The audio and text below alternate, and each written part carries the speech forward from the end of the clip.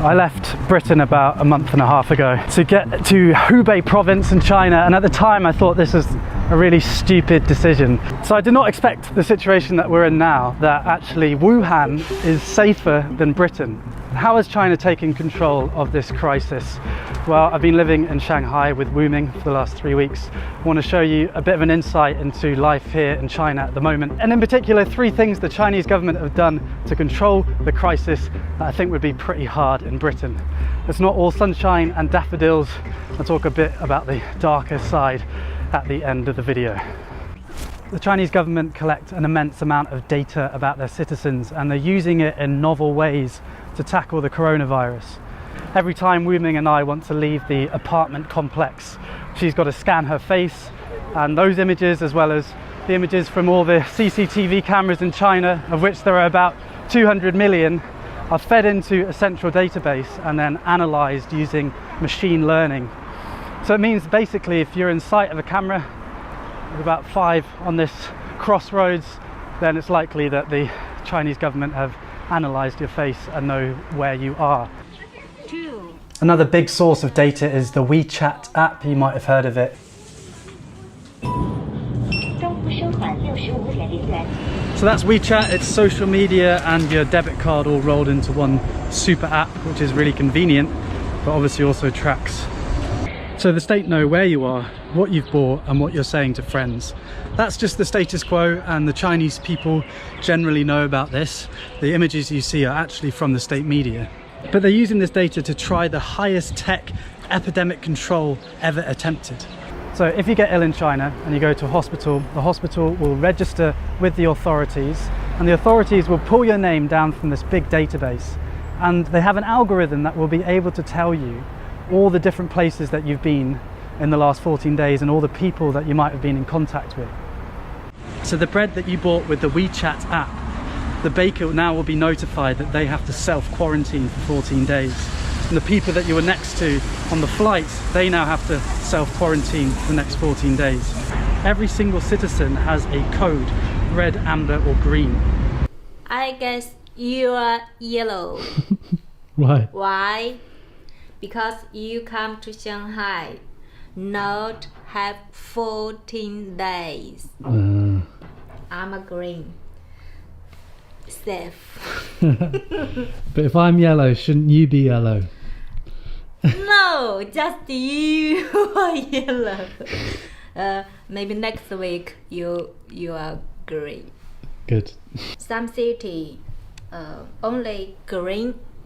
You can drive car on the road. If the other colors you can't drive on the road. Yes. This does seem to be working because you can identify and contain hotspots before they get out of control. And it means that people can continue working if they're not at a risk of contamination, and then self-isolate if they are. We're in Shanghai, which is about 500 kilometers away from Wuhan, and the city's been locked down for months now. I mean, it's beginning to come back to life a bit.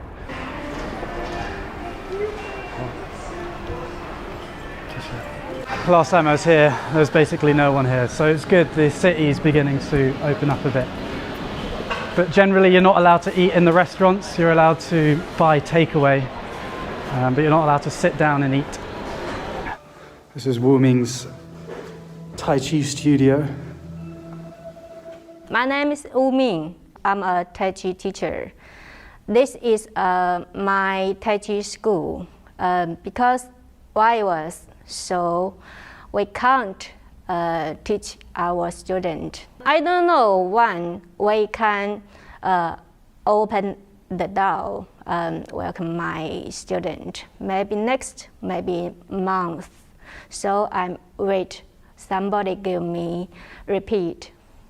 The crisis has been a massive cost to the Chinese economy. They've taken the hit early on and hoping to reopen now most of the country.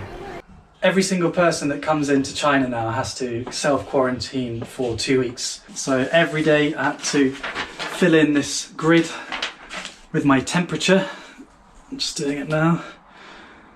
35.7. I don't know if that's low or not, but it's not a fever. And any flight coming into the country is screened.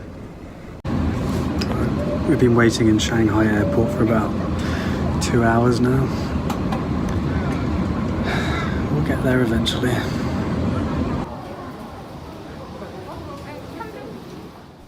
Compare that to Britain, where many flights left Italy, the centre of the European outbreak. On arrival, not even temperatures were taken.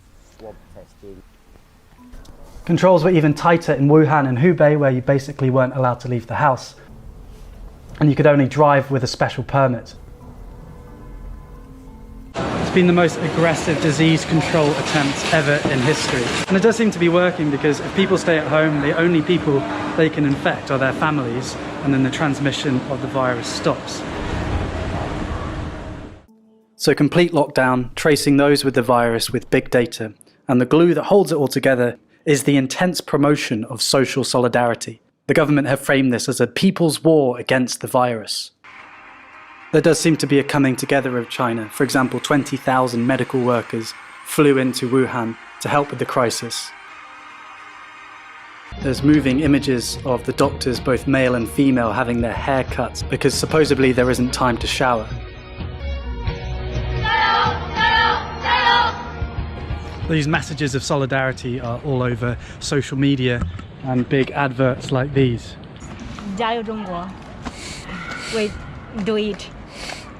Overcoming the epidemic requires collective action and personal sacrifice, like not panic buying and staying at home when you're told to. And the Chinese state has tools like these, screens in every public space, as well as controlling social media, and that has meant that the Chinese populace has complied with the requirements to control the virus, and not only comply but feel proud about it, at least on the whole.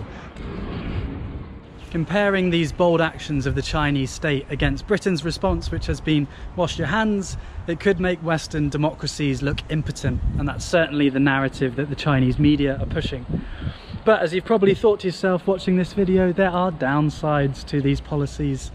I'm not going to talk about them. I'm in China to share their ancient philosophy and Tai Chi and all these wonderful things about China, and I don't want to risk anyone around me. But if you want to learn more, I would read Orwell, and I've linked some articles and videos in the description. I'd love to hear your thoughts on what we should and shouldn't take from China's experience. In this time of crisis, where I'm worrying about my loved ones like I imagine you are, I hope that we can get through this, and I hope that we remember our values, the values of freedom and mutual respect. Historically and today, these aren't the norm, and so they're precious. Thanks for watching. I will see you when I see you next. Mask back on.